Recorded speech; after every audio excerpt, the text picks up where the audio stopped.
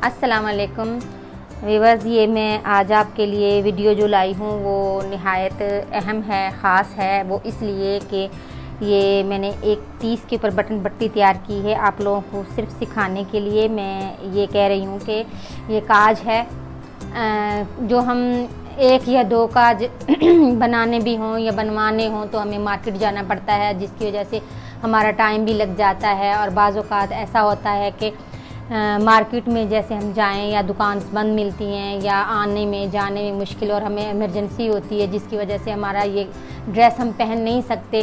तो आइए आज मैं आप लोगों को हाथ से काज बनाना सिखाती हूँ। एक या दो काज या 3 काज हम बच्चों के कोई कुर्ता है या जो भी है तो हम घर में खुद ही बना लें और हमारा टाइम ज़ाया ना हो। हम थोड़ी सी मेहनत करेंगे लेकिन बहुत अच्छा काज बन जाएगा। तो पुराने वक्तों में इसी तरह काज घर में ही बनाए जाते थे। आजकल न्यू दौर है तो मशीन्स आ गई हैं, लेकिन यह है कि एक दो काज के लिए हम अगर अपनी हाथ से थोड़ी सी मेहनत कर लें तो फिर इसमें कोई हर्ज नहीं है और हमारा टाइम भी बच जाएगा और हमारे थोड़े से पैसे भी बच जाएंगे। तो आइए मैं बताती हूँ कि ये 3 काज हैं।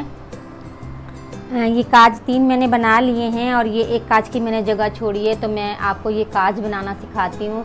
पहले हम थोड़ा सा इसको कट करेंगे और फिर मैं आपको बताती हूँ कि सुई में धागा किस तरह से डालना है और कैसे ये स्टार्ट करना है। ये काज मैंने एक पहले से बनाया हुआ है, आप गौर से देखें ये कितना नीट है। इसी तरह का हम काज यहाँ भी बनाएंगे। यहाँ भी मैंने बनाया हुआ है, तो ये वाला नहीं बनाया, निशान लगा लिया था मैंने एक बराबर करके। अब इस निशान को हम कट करेंगे।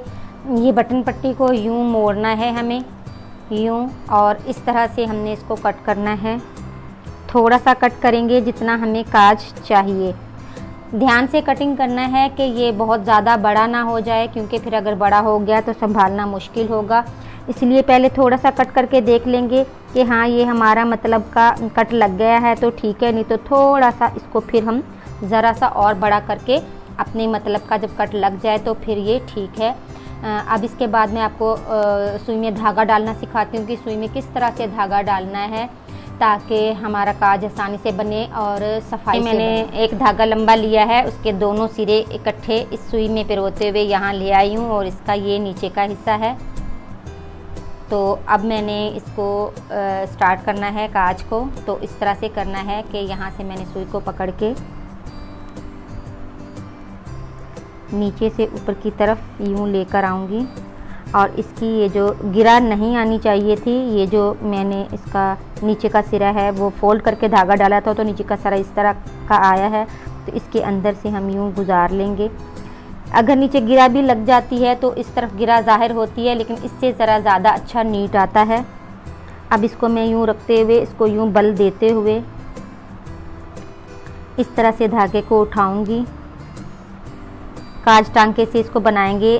काज टांका बना ही इसी नाम से था कि इससे काज होते हैं।